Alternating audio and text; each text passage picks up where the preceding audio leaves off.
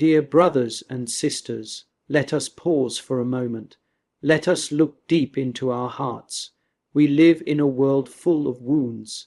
Some wounds are visible, caused by violence, by injustice, by conflict. But some wounds are silent, hidden within us, caused by the words we could not take back, the love we could not give, the apology we could not say. There is a word that carries within it a divine strength, a healing grace, a transforming power. That word is forgiveness. And how difficult it is at times to forgive. We feel betrayed, hurt, offended. We feel that justice demands something else, perhaps a punishment, perhaps an apology, perhaps revenge. But the path of forgiveness is not weakness. It is the path of the strong. It is the courage to overcome the storm with peace. It is the path of those who choose love over hate, mercy over judgment, reconciliation over division. When we forgive, we do not say that evil did not happen. No, forgiveness does not deny truth. Forgiveness does not erase the pain, but it opens the door to healing. It says, "Your offense no longer has power over me. I choose to walk forward with peace in my heart." It is not to forget the wound, but to choose not to carry its poison. Forgiveness is like the gentle rain that falls upon the hardened soil of our souls. It softens what is dry. It awakens what is asleep. It refreshes what has become bitter. When we forgive, we rediscover our own dignity, because we are no longer chained to the one who hurt us.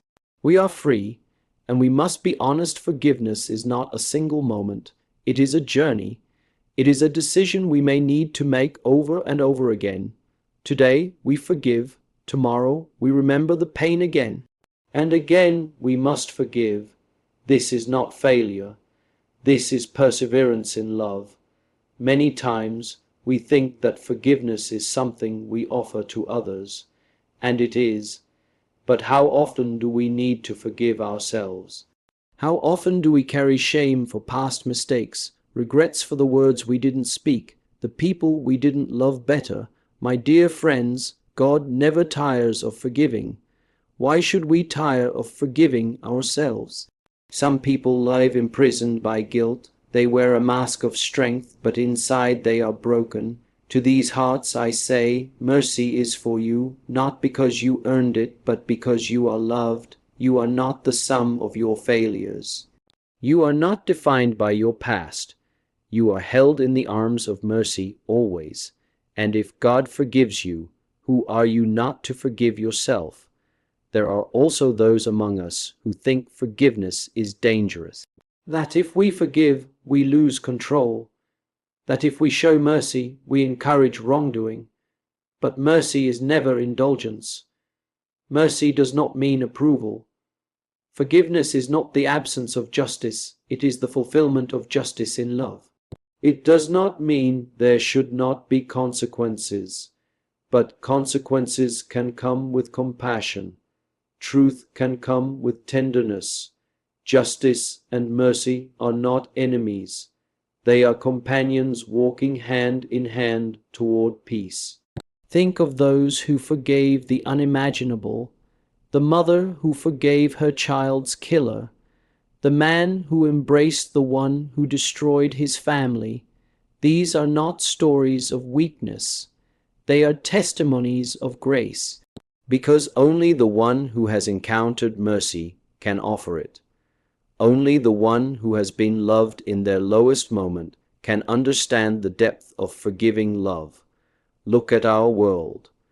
We see division, conflict, resentment between peoples, races, religions, even within families. How many of these wounds remain open because someone could not say, "I forgive you," or because someone could not hear, "I'm sorry." We must become bridges, not walls. Forgiveness is the bridge between the heart of one person and another. Without it, we remain isolated islands. With it, we become one body, one family. Let us think of those closest to us. Are there broken relationships in your life? Is there someone you no longer speak to? A friend, a parent, a sibling, a neighbor? What holds you back from seeking peace? Pride, fear, anger, whatever it is, do not let it control your heart. Humble yourself. Make the first move. Reach out, even if you do not know what the response will be. Love is always worth the risk, and remember, forgiveness is not only personal, it is also collective. Nations must learn to forgive. Communities must learn to reconcile. We cannot build a future on bitterness. Peace is not the fruit of silence. It is the fruit of courageous dialogue, of honest memory, of shared humanity. The future will not be shaped by those who cling to offense, but by those who dare to love beyond it. There is a deep mystery in forgiveness. When we forgive, we are closest to God, because God's very nature is mercy, not because we deserve it, but because he cannot deny his own heart. When he looks at our sin, he sees his child. When he looks at our weakness, he sees a heart in need of healing. This is why mercy is divine. We are called to be instruments of this mercy, not only when it is easy, not only when the wound is small, but especially when it is hard, especially when the wound is deep. That is when forgiveness becomes a miracle, not the miracle of forgetting, but the miracle of peace that comes in spite of pain, the miracle of love that outlasts hatred. So let us be people of mercy. Let us teach our children not only how to fight, but how to forgive. Let us build homes where apologies are spoken freely and forgiveness is offered generously. Let us form communities where no one is excluded because of a mistake. Let us shape a world where reconciliation is not a dream, but a daily choice. My brothers and sisters, mercy is not a weakness. It is our strength. Forgiveness is not defeat. It is victory over evil. It is the power to write a new story, not one of revenge, but of renewal. May we go forward, not with fists clenched in anger, but with hearts open in mercy. May we forgive, and in doing so, may we heal. May we become, each one of us, a reflection of that boundless love that never turns away, never gives up, never stops forgiving. So often we are tempted to measure forgiveness by the response it receives. We want a thank you. We want recognition. We want the other person to change. But the truth is, forgiveness is not a transaction, it is a gift. A gift we give freely, whether or not it is returned, whether or not the person we forgive even acknowledges the pain, because when we forgive, the first person we liberate is ourselves. Imagine carrying a heavy stone every day. At first, we may not notice its weight, but over time, it slows us down. It affects how we move, how we see the world, how we treat others. That is what unforgiveness does to the soul. It is a burden we grow used to, but it robs us of joy, of lightness, of life. Forgiveness is the moment we choose to set that stone down. It is the moment we say, I will not carry this anymore. Some of us carry old wounds, childhood hurts, betrayals from years ago, words that still echo in our minds. And we may think it's too late, that the wound has become part of who we are. But no wound is too old for healing. No pain is too deep for mercy. Forgiveness does not require perfect timing. It only requires an open heart. Do not be afraid to revisit the past with mercy. We do not go back to judge again, but to understand. We look at those moments of failure or betrayal, and we ask, what can love say here? not bitterness. Not revenge, but love. And it is amazing how the past, once touched by mercy, begins to lose its grip. It becomes less a prison and more a place of learning, of grace. Forgiveness does not mean we allow ourselves to be hurt again and again. There is wisdom in boundaries. There is strength in protecting one's dignity. But even when we walk away, even when we create distance for our well-being, we can still forgive. Because forgiveness is not approval, it is freedom. Freedom from hate. Freedom from the need to see someone else suffer. Freedom to move forward. There is a sacred silence that follows true forgiveness. Not the silence of hiding, but the silence of peace. The heart no longer consumed by the need to explain, to justify, to win. It is the silence of resting in the truth that we have chosen love, even when love was hard.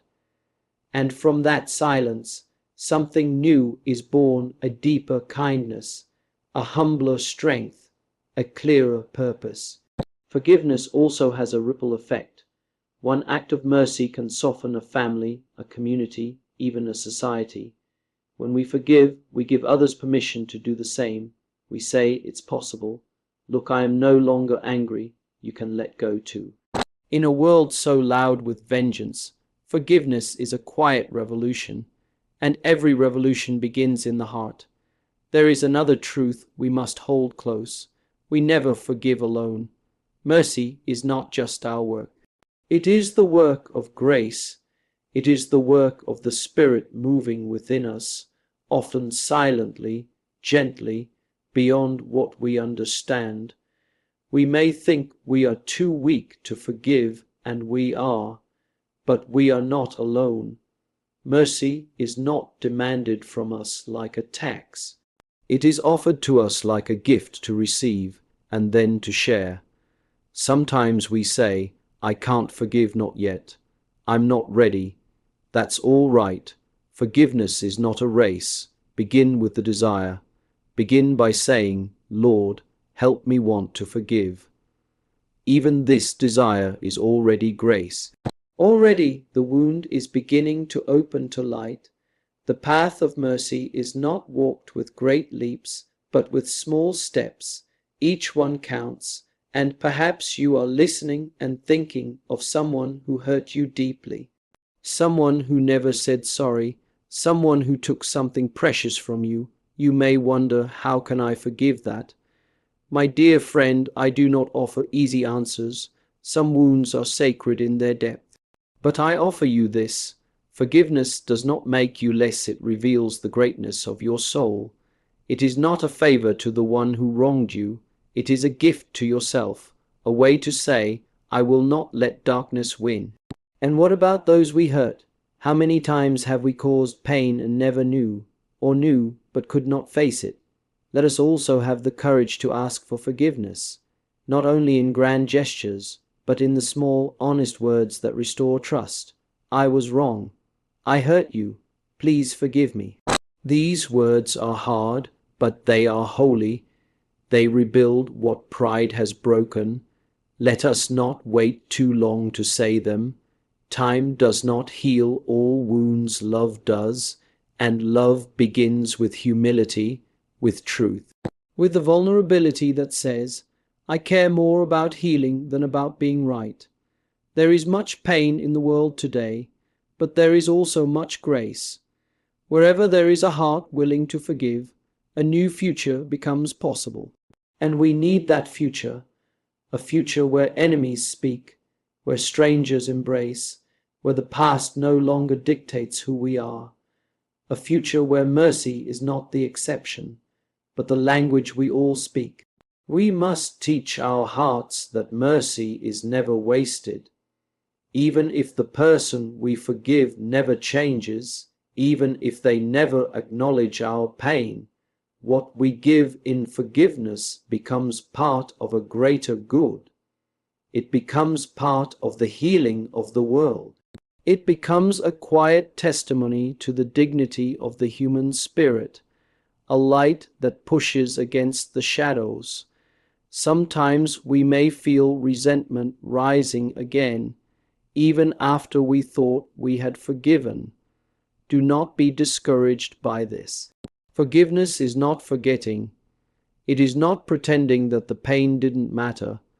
When old anger returns, it is not a sign that we failed, but a sign that we are still healing, and healing takes time. Some days the wound will ache more than others, but if we keep choosing mercy day by day, it becomes easier to breathe, easier to hope, easier to love. We must also forgive those who cannot give us what we hoped for. The parent who could not love us the way we needed, the friend who disappeared in our time of sorrow, the spouse who could not stay.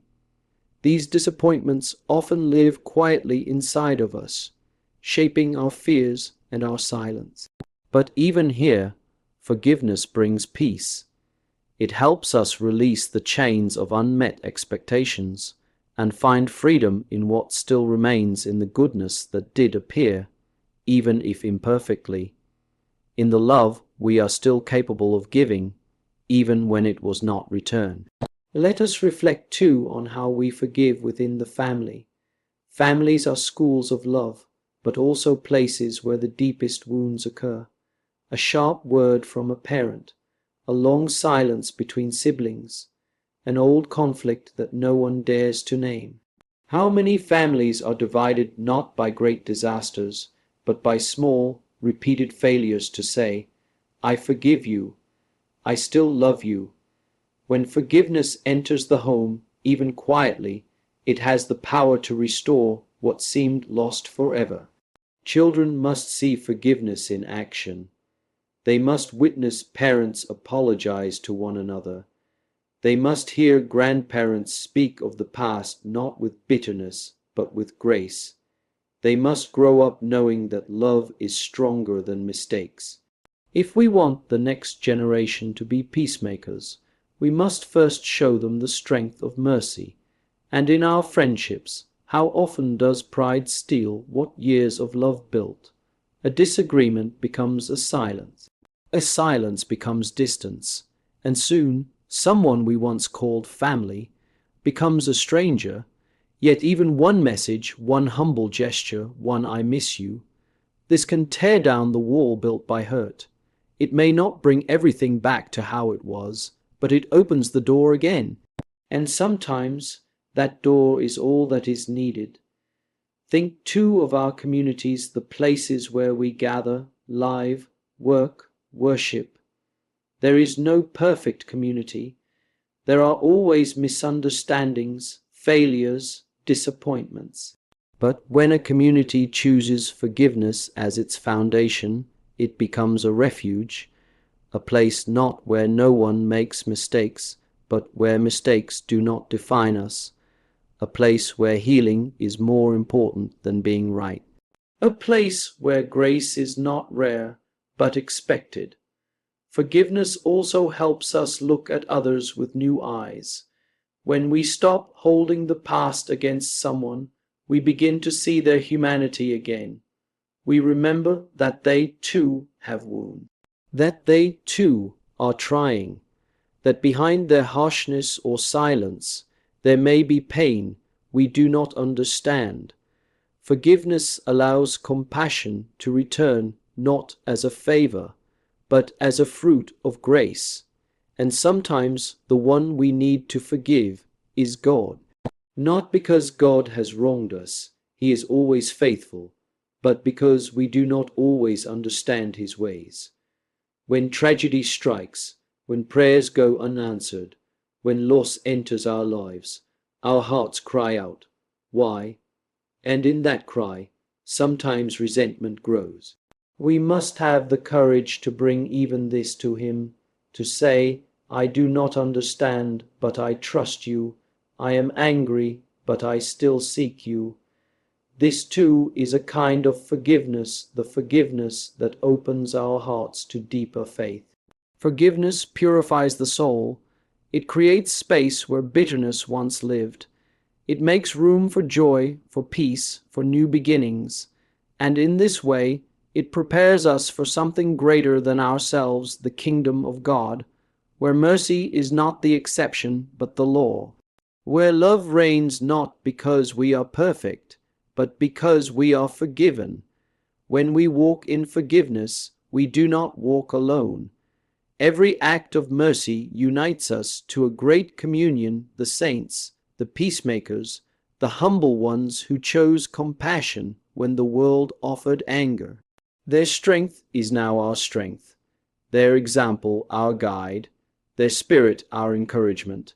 Let us not delay the work of mercy. The longer we wait to forgive, the deeper the roots of resentment grow. And resentment is a slow poison. It clouds our joy, it distorts our memory, it shrinks our hearts. But forgiveness, even when difficult, renews us. It softens what had hardened. It allows life to flow again. We may not be able to change the past. We cannot undo what has been done. But we can change our response. We can choose to love. We can choose to forgive. And in doing so, we take part in something holy, something that echoes the very heart of God. So let us not leave this moment unchanged. Let us not simply admire forgiveness from a distance, as if it were a noble idea meant for saints and martyrs. No, it is for you, it is for me, it is for today. In our homes, in our friendships, in our wounds, in our memories, forgiveness is waiting to be chosen. Not because the world is perfect, but because love makes the imperfect holy. Let us leave behind the heavy chains of resentment and walk freely in the light of mercy. Let us be builders of peace, starting with the courage to say, I forgive you, and the humility to ask, will you forgive me? This is how the world changes, not through great speeches or grand gestures alone, but through quiet hearts choosing compassion in the face of pain. May we be known not for how deeply we were hurt, but for how deeply we loved, not for how fiercely we fought, but for how bravely we forgave. Because in forgiveness, we do not lose, we become most fully who we are, reflections of a mercy that has no end. Thanks for watching.